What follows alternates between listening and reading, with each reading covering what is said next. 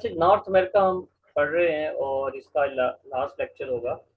हमने north America का map देखा, उसके कंट्रीज, उसके कैपिटल्स को कनेक्ट किया, याद किया। कनाडा की हिस्ट्री पढ़ी, अमेरिका की। ठीक है। आज हम रिमेनिंग जितने भी कंट्रीज हैं उनको पढ़ेंगे, और एट द एंड हम साउथ अमेरिका के कंट्रीज करेंगे। उसके साथ हमने एक एक्टिविटी करनी है। ठीक है, आपने उस एक्टिविटी में पार्टिसिपेट करना है भरपूर।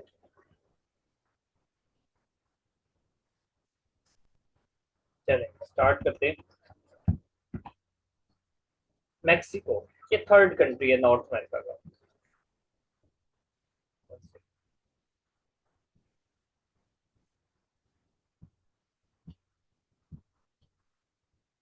मैक्सिको। अब मैक्सिको में कौन क्या चीज़ है स्पेशल, हम इसको ये देखेंगे कि इसमें हमारे पेपर से रिलेटेड क्या है, क्या पास पेपर में पूछा हुआ है और क्या पूछा जा सकता है। देखें, गल्फ ऑफ मैक्सिको, इसको हमने पहले भी पढ़ा था जब जनरल टर्म्स पढ़ी थी हमने, तब भी देखा था। तो ये largest gulf in the world है। और मजे की बात यह है कि इसमें ऑयल एंड गैस, ठीक है, बेशुमार ऑयल एंड गैस डिस्कवर हुए थे, इस गल्फ में डिस्कवर्ड हैं। ठीक है, इस समंदर के किनारे किनारे काफ़ी ऑयल एंड गैस के रिजर्व्स हैं। आप पाकिस्तान में भी देखें, समंदर के आसपास काफ़ी खोज की जा रही है कि कहीं से तेल के कुएं निकल आए।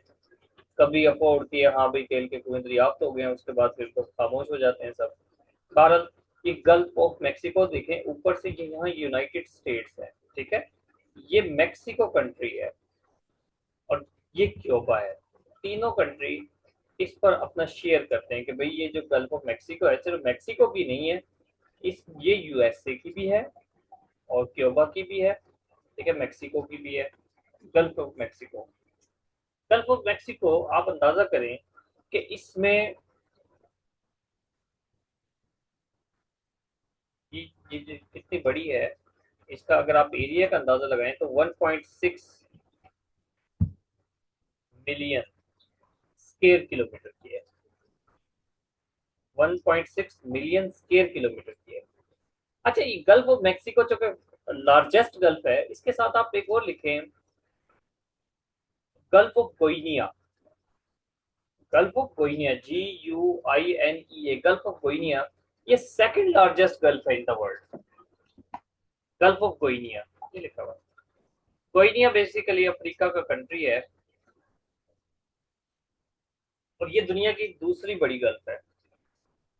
इसकी खास बात, इसमें दो खास बातें हैं। नंबर वन, पूरी दुनिया के 35% जो पेट्रोलियम रिजर्व्स हैं वो इस गल्फ में, इतने ज्यादा रिजर्व्स हैं इस गल्फ ऑफ गोइनिया में, 35% ऑयल रिजर्व्स। और ये दुनिया की खतरनाक तरीन गल्फ में से एक है, क्योंकि यहाँ आपको पता है अफ्रीका का क्या माहौल है, कोई कानून वगैरह नहीं है वहाँ पर। वेस्ट अफ्रीका में है, ये एग्जिस्ट करता है कंट्री। तो वहाँ पर समुद्री डाकू बहुत ज्यादा होते हैं, तो ये world dangerous, most dangerous gulf में शामिल होती है। क्लियर होगी बात। नेक्स्ट चलते हैं जी, चिचन इट्जा। इसको पढ़ने में आपको बड़ा मजा आएगा। ये अहराम मिस्र की तरह कुछ स्ट्रक्चर्स हैं। ठीक है, अहराम मिस्र की जगह की तरह, अहराम मिस्र जिस तरह कभी मिस्रियों ने बनाए थे और आज उनको बड़े हैरानी से देखा जाता है। चिचन इट्जा कहाँ पर पाए जाते हैं? मैक्सिको में पाए जाते हैं। ये क्वेश्चन है पास पेपर का, चिचन इट्जा आर फाउंड कहाँ पर? मैक्सिको में। डैश लगा देता है, पूछता है कि किस कंट्री में पाए जाते हैं, मैक्सिको में पाए जाते हैं। हम इसकी थोड़ी सी डिटेल देखेंगे।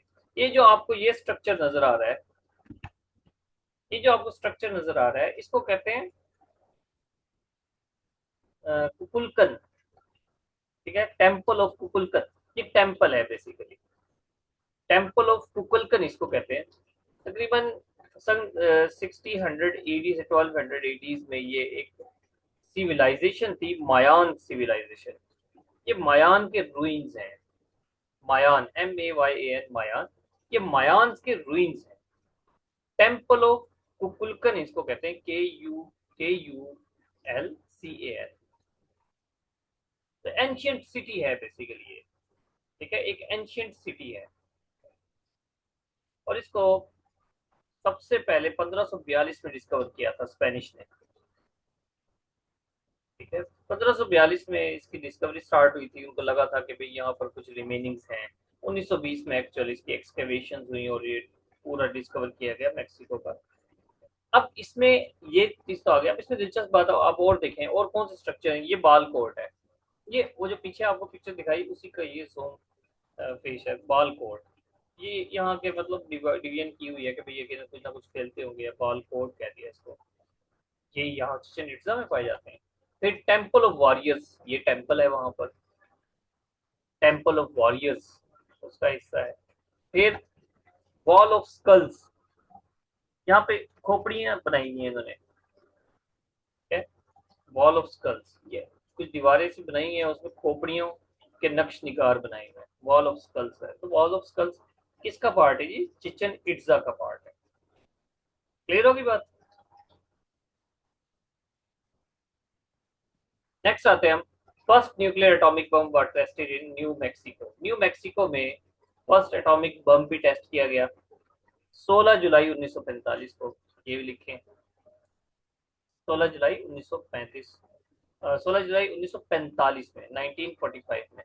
इसका नाम था जी ट्रिनिटी, इसका कोड था ट्रिनिटी। जैसे इंडियंस ने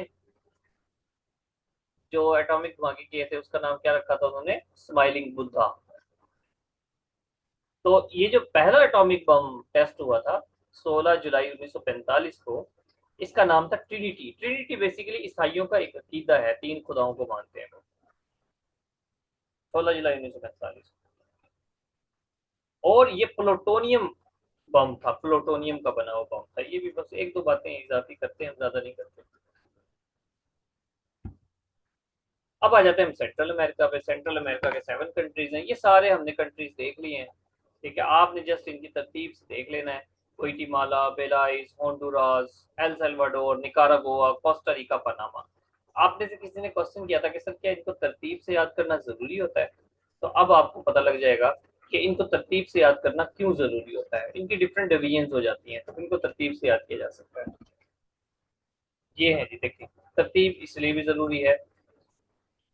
ये बेलाइस, फिर ग्वाटेमाला, ठीक है, ग्वाटेमाला, होंडुरास, फिर L Salvador, Nicaragua, Costa Rica, Panama. ये पनामा कंट्री है जो एक आइसमस है। ऊपर देखें कैरिबियन सी है और नीचे पैसिफिक ओशन है। अच्छा, ये मैंने यहाँ पर ओशन लिखा है। अगर मैंने इधर, मुझे इधर भी ओशन लिखना हो राइट साइड पे, तो मैं क्या लिखूंगा? हाँ भाई, मैंने राइट साइड पे भी ओशन लिखना हो तो क्या लिखूंगा? कौन सा ओशन लिखूंगा? कौन, आप बताएं।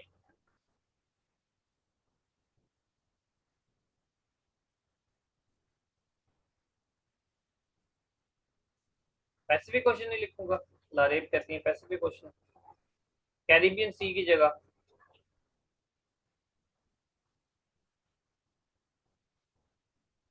हाँ भाई, गुलशन आप बताएं क्या जी सर, लिखूंगा? मुझे हाँ जी। आपने एक दफा शायद बताया था कि इस साइड पे भी यही आएगा पिछले लेक्चर में।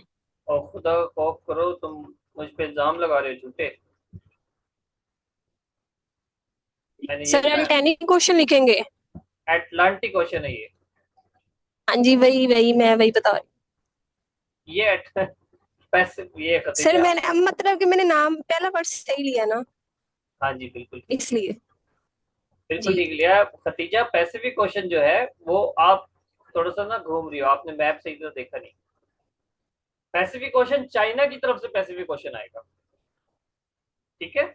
यहाँ पर यूरोप है, देखिए ये नॉर्थ अमेरिका साउथ अमेरिका है, और यहाँ पर यूरोप है। ये यूरोप है, थोड़ा सा फासला करके ना। तो ये सारा अटलांटिक ओशन है। ये अटलांटिक ओशन है। यहाँ से पैसिफिक ओशन स्टार्ट होता है और वो गोल घूम के चाइना की तरफ आ जाता है, ठीक है। चलें, ये बात हमें नहीं भूलेगी उम्मीद है। इसको याद कैसे करना है जी? Big gorillas eat hot dogs, not cold pizza. इसको इस तरह याद कर लें, बिग गोरिल्लाज। वैसे जो आपने कनेक्शंस बनाए होंगे वही ठीक है। इनको अपने कनेक्शंस को इस तरह से यहाँ जोड़ लें, जो भी आपका आपने जो इनके कनेक्शंस बनाए थे उसको यहाँ से कट कर लें। Belize, Guatemala, El Salvador, Honduras, Nicaragua, Costa Rica, Panama. Big gorillas eat hot dogs not cold pizza. फिर नेक्स्ट कंट्री हमारा ग्वाटेमाला, फिर बेलाइज, एल सल्वाडोर, होंडुरास। इनसे कोई खास एमसीक्यूज नहीं आते, जो आते हैं वो क्या है कि होंडुरास में एक मॉस्किटो कोस्ट है, इनकी एक साहिली पट्टी है मॉस्किटो कोस्ट। ठीक है, कोस्टल रीजन है निकारागुआ होंडुरास का। क्यों पड़ता है ये? क्योंकि यहाँ पे मिस्कीतो नेशन पड़ती है, मिस्कीतो नेशन है उसकी वजह से ये मॉस्किटो या मिस्कीतो कोस्ट है। ठीक है, होंडुरास में ये है जी मॉस्किटो, ये है मॉस्किटो कोस्ट। ये निकारागुआ और होंडुरास, असल मतलब निकारागुआ में ही है ज्यादा, होंडुरास में तो थोड़ी है। तो निकारागुआ में ज्यादा है, होंडुरास में पहले होंडुरास आता है इसलिए हमने वहीं पढ़ लिया। मॉस्किटो, क्योंकि मॉस्किटो एक दिलचस्प नाम है इसलिए ये जरूरी है हमें याद करना।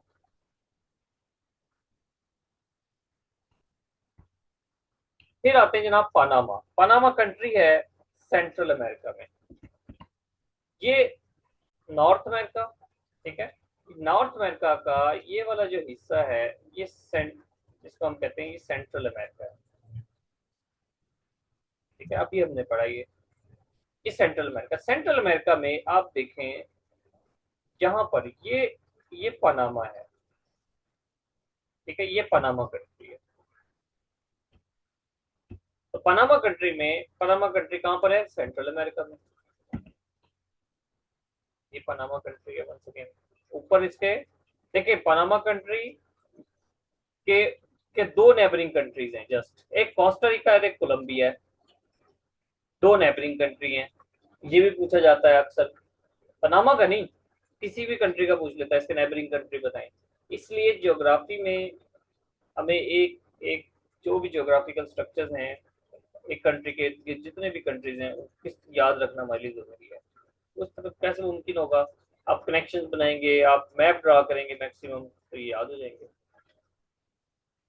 पनामा कैनाल, यहाँ पर हमें थोड़ी सी पनामा कैनाल की डिटेल पढ़नी पड़ेगी। देखें ध्यान से, ये है कैरिबियन सी या अटलांटिक ओशन, ये है पैसिफिक ओशन। अब पैसिफिक ओशन को अटलांटिक ओशन से जोड़ने के लिए एक छोटी सी नहर, आर्टिफिशियल नहर बनाई जाती है, कंस्ट्रक्शन की जाती है। ये आर्टिफिशियल कैनाल 82 किलोमीटर की है। ठीक है, पनामा गवर्नमेंट के अंडर अभी आती है आर्टिफिशियल कैनाल। तो ये कैरिबियन सी और पैसिफिक ओशन या Atlantic ocean and Pacific ocean को जोड़ती है। 4 मई 1904 को ये स्टार्ट होती है बननी, 4 मई 1904 को। 10 साल लग जाते हैं इसको। 15 अगस्त 1914 में ये तामीर होती है। ठीक है, 1904 को बननी शुरू हुई, 1914 में कंप्लीट हुई है। तो कंप्लीट की डेट एटलीस्ट आपको याद होनी चाहिए। और इसकी क्या बात हो सकती है जी? बस इतना ही। ये ट्रेड है, ट्रेड का बाइस बन रही है जी। कहाँ अगर हमें मिसाल के तौर पे इस तरफ अगर आना हो इस कंट्री में, तो या तो हम पूरा ये हजारों किलोमीटर का डिस्टेंस तय करके आएंगे, जबकि ये जो समुद्री ट्रेड होती है आसान होती है, इस नहर से गुजरेंगे कैनाल से और यहाँ पे पहुंच जाएंगे। फिर आते हैं हम कैरिबियन। कैरिबियन क्या है? कैरिबियन बेसिकली इसमें 13 आइलैंड नेशंस आते हैं, 13 आइलैंड कंट्रीज आते हैं कैरिबियन में। उसको इन ग्रुप ऑफ आइलैंड्स को हम फिर कैरिबियन नेशंस कहते हैं। ठीक है, इस ग्रुप ऑफ आइलैंड को कैरिबियन नेशन कहते हैं।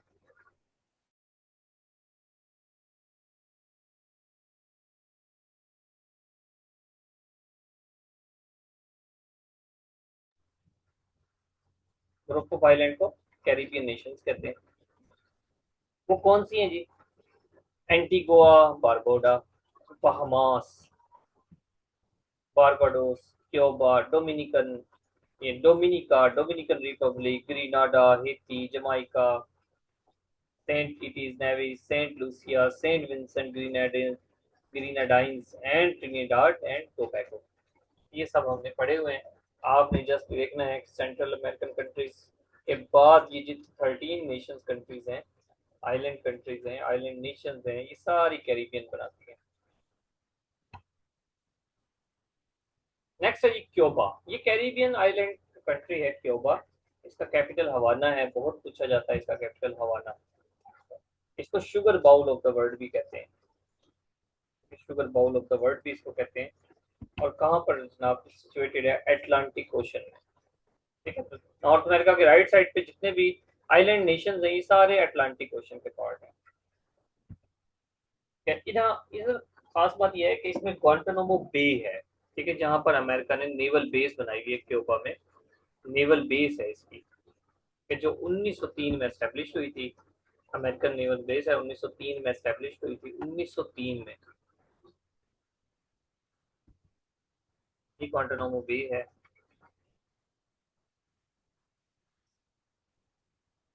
अब इसको जिस तरह मैंने जोर दिया है 1903, ठीक है, आगे हम इसकी हिस्ट्री पढ़ेंगे, वो तो 1903 के बहुत बाद की है। और सूरत उस वहां पर तब क्या हुआ था ये चीज देखते हैं, इसकी हिस्ट्री देखते हैं, क्यूबा की हिस्ट्री ध्यान से समझें, पहले वैसे समझें। क्यूबा ये जो कंट्री है, यहाँ पर एक बंदा था फल्जनीको, अभी लिखना नहीं है आपने, आगे नाम थोड़े मुश्किल है, आगे भी लिखते होंगे। इसका एक बंदा था फल्जनीको बतिस्ता, ठीक है, फल्जनीको बतिस्ता, उसने कब्जा किया हुआ था। ठीक है, एक अथॉरिटेरियन रूल था, लेकिन मुल्क के हालात खराब थे, इकोनॉमी डिस्टर्ब थी, और दूसरे कंट्रीज पर यानी कि यूनाइटेड स्टेट पर ये रिलाई कर रहा था। अब डेट मैंने क्या बताई, 1959। ये वो दौर है जब कोल्ड वार खुल के सामने आ रही थी, कि कोल्ड वार चल रही है, दो पावर्स हैं, एक यूएसएसआर है और एक यूएस है। चुनाचा मुल्क के जब हालात खराब होते हैं तो रेवोल्यूशन आते हैं, इनकलाब आते हैं। तो आर्म्ड रेवोल्यूशन हुई थी, एक बंदा था फाइडल कास्ट्रो, उसने फिर फल्जनीको बटिस्टा के तख्ते को उलट दिया, सोशल रिफॉर्म्स लेकर आया और कम्युनिस्ट को सपोर्ट किया उसने। ठीक है, यहाँ देखते हैं 1959 में कम्युनिस्ट रेवोल्यूशन आता है कम्युनिस्ट क्यूबा में। ये क्वेश्चन है, कम्युनिस्ट रेवोल्यूशन क्यूबा में कब आया, 1959 में। अब लेकर कौन आया, फाइडल कास्ट्रो और उसका भाई राहुल कास्ट्रो। ठीक है, फाइडल कास्ट्रो और राहुल कास्ट्रो ये दोनों लेकर आए। फाइडल कास्ट्रो बेसिकली ज्यादा फेमस नाम है, किसकी स्पोर्ट से लेकर आया, ची गोइरा। ठीक है, ची गोइरा कहाँ का था, अर्जेंटीना का था।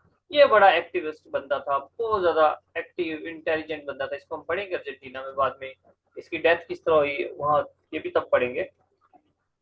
तो अब अर्जेंटीना में भी ये रेवोल्यूशनरी क्रिएट करता रहा। फिर क्यूबा में आया तो फिर ये रेवोल्यूशन लेकर आया, कम्युनिस्ट रेवोल्यूशन। देखें, अमेरिका का तो ये दुश्मन हो गया ना फिर, ची गोइरा, गोईवीरा, ये अमेरिका का तो दुश्मन हो गया, क्योंकि उसने यूएसएसआर को सपोर्ट किया। अब देखिए यहाँ पर यूएसए की नेवल बेस भी है, 1903 में बनती है। अब ये सपोर्ट कर रहे हैं यूएसएसआर को। ध्यान से बात को समझना, 1959 में जब फल्जिनी को बतिस्ता का तख्ता उलट दिया जाता है, इसका जब तख्ता उलट दिया तो ये जो फाइडल कास्ट्रो है, राहुल कास्ट्रो है, ये किसको सपोर्ट कर रहे हैं जी, यूएसएसआर को। इसने किसको सपोर्ट करना है, यूएसएसआर को सपोर्ट करना है। ये तब उसके बाद फिर एक बड़ा दिलचस्प एमसीक्यू जो इसके बाद पूछा हुआ था, करंट प्रेसिडेंट है डियाज केनाल, तो देख लेना। ये क्वेश्चन आया 2024 में, among which three countries did the Cuban missile crisis take place, Cuban missile crisis, ये क्यूबा कंट्री है, ये कहना क्यूबा कंट्री। अब क्यूबा पे ये जो क्यूबन मिसाइल क्राइसिस है, ये बात है 1962 की, यानी कि रेवोल्यूशन के 3 साल के बाद। रेवोल्यूशन किसकी मदद में आया, यूएसएसआर की सपोर्ट में आया। यूएसएसआर ने क्या काम किया जनाब, अपने एटॉमिक बम को यहाँ इंस्टॉल करना शुरू कर दिया। ठीक है, एटॉमिक जो न्यूक्लियर मिसाइल्स थे यहाँ डिप्लॉय करने शुरू कर दिए। क्यों भाई, इस पे हमला करना है ना यूएसए पे। कितनी दूर है यूएसए, सिर्फ 90 मील की दूरी पे है।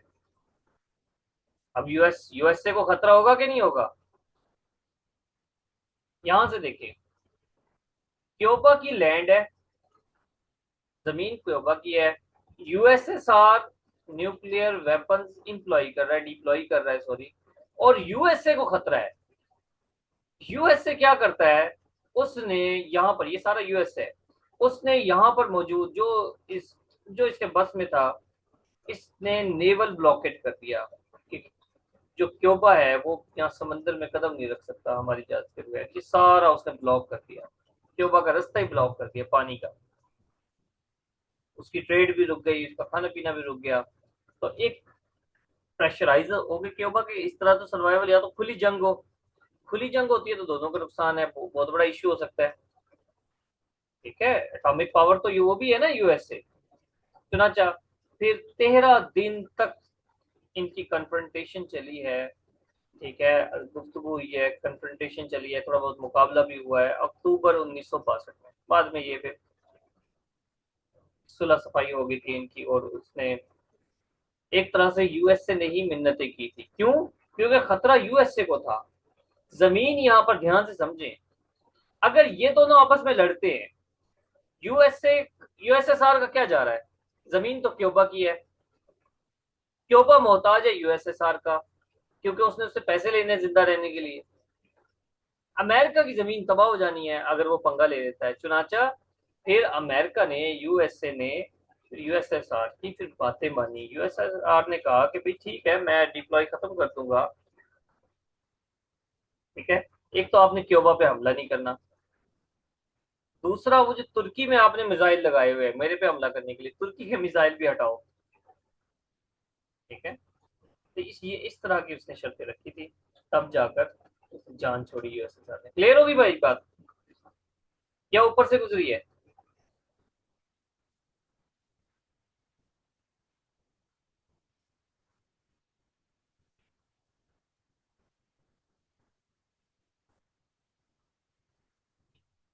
लगता है कोई समझ नहीं आई।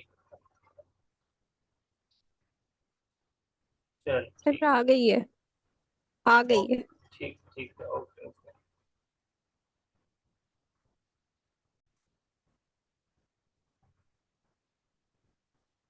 चलें, ये बात हो गई हमारी इन डिटेल। नेक्स्ट है जमाइका। जमाइका का कैपिटल किंगस्टन है, ये भी इम्पोर्टेंट है कैपिटल। इसके स्प्रिंटर्स फेमस हैं, जमाइका के जो स्प्रिंटर्स हैं वो फेमस हैं, यानी कि जो दौड़ लगाने वाले हैं। इसमें सबसे फेमस बंदा है यूसेन बोल्ट। ठीक है, यूसेन, वो बोल्ट कहते हैं ना गोली को, तो गोली की स्पीड है, ये गोली है बेसिकली। ठीक है, fastest man in the world है Usain Bolt, fastest. 8 gold medal जीत चुका है ये ओलंपिक्स में, 8 गोल्ड मेडल।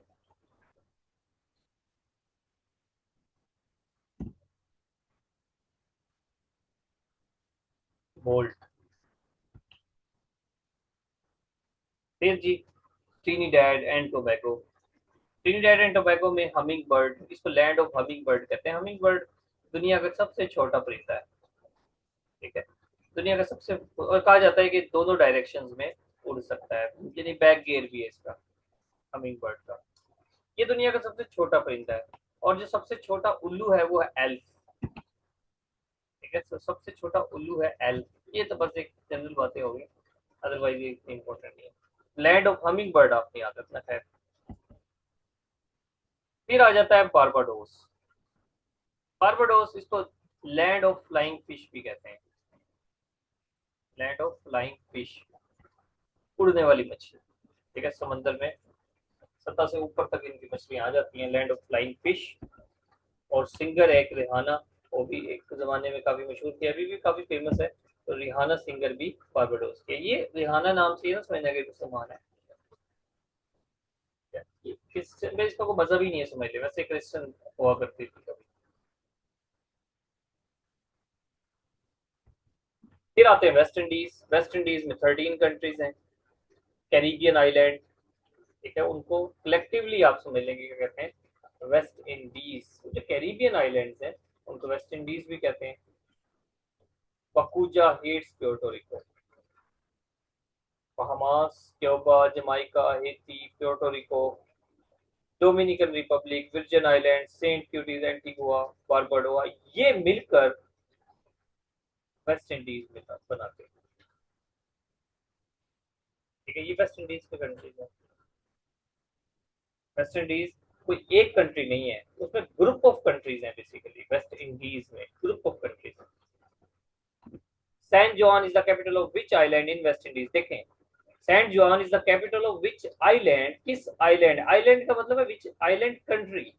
तो प्योर्टो रिको जो कंट्री है उसका कैपिटल है सैन जॉन। ये देखिए पास पेपर का क्वेश्चन है, इसीलिए मैंने आपको कैपिटल याद करवाए। ब्रेन लारा वेस्ट इंडीज का फेमस क्रिकेट प्लेयर है, ब्रेन लारा।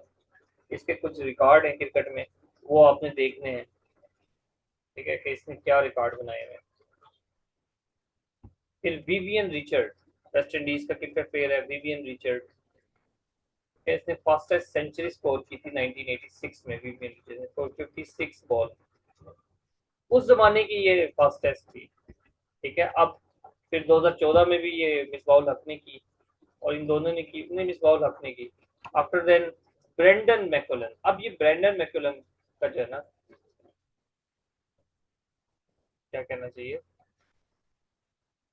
उसने 54 बॉल्स में फास्टेस्ट सेंचुरी बनाई है, ब्रेंडन मैकुलम। ये न्यूजीलैंड का है, ठीक है, ब्रेंडन मैकुलम न्यूजीलैंड का है। फास्टेस्ट सेंचुरी अगर कोई पूछे तो ब्रेंडन मैकुलम की है। तो ब्रेंडन मैकुलम ने किसका रिकॉर्ड तोड़ा था जी? विवियन रिचर्ड का, 2016 में। ये 2016 की बात है, ब्रेंडन मैकुलम ने बनाया था। बरमुदा ट्रायंगल, बरमुदा ट्रायंगल क्या है, ठीक है। नंबर वन तो इसका नाम याद रखना आपने, डेविल्स ट्रायंगल भी कहते हैं इसको, devil's triangle. Miami city, Puerto Rico और बरमुदा, ठीक है। ये मियामी सिटी, ये बरमुदा यूके के अंडर आता है, ये आइलैंड है, और सैन जॉन जो अभी हमने पढ़ा कैपिटल है। इन तीन के दरमियान एक समंदर का एक हिस्सा है जहां पे खौफनाक लहरें उठती रहती है, खौफनाक लहरें, ठीक है। और आपको दिलचस्प बात बताऊं, मतलब इसमें तकरीबन 50 शिप्स, 20 प्लेन्स अभी तक वर्क हो चुके हैं, 50 बहरी जहाज और 20, ठीक है, एरोप्लेन्स, वो गायब हो चुके हैं इस इलाके में आके। और मजे की बात है, जब कोलंबस यहाँ पर आया था तो उसने भी ये नोटिस किया था इस एरिए को। कोलंबस यहीं पर आया था ना कैरिबियंस में, तो उसने कहा था कि यार अजीब से जो सितारों की मूवमेंट है वो चेंज होती है इस एरिया में, कंपस की जो सुई है वो हिलने लग जाती है, ठीक है। ऐसा लगता है जैसे समंदर में कहीं आग जल रही है। ये उस वक्त की बात है, 1492 की, ठीक है। ये कोलंबस ने नोटिस किया था, उसकी राइटिंग्स में। बाद में उसमें ये काफी सारे हादसा काफी ज्यादा हुए हैं, तो ये इतना पुराना है, आप ये ना समझे कि 30-40 साल पहले को ये स्टार्ट हुआ है, ठीक है। 1918 में तो बल्कि यूएसए का एक पूरा नेवी शिप डूब गया था जिसमें 306 क्रू मेंबर्स थे, पहली फौजी, 306, ठीक है। ये इसकी हिस्ट्री है थोड़ी सी। नॉर्थ अटलांटिक ओशन ये है। अब आपको ये फ्लोरिडा में मियामी सिटी है, फ्लोरिडा का ये प्योर्टो रिको और बरमुडा। प्योर्टो रिको का सैन जॉन। साउथ अमेरिका हम पढ़ते हैं नेक्स्ट क्लास में। हाँ जी, किसी का कोई क्वेश्चन है तो पूछें।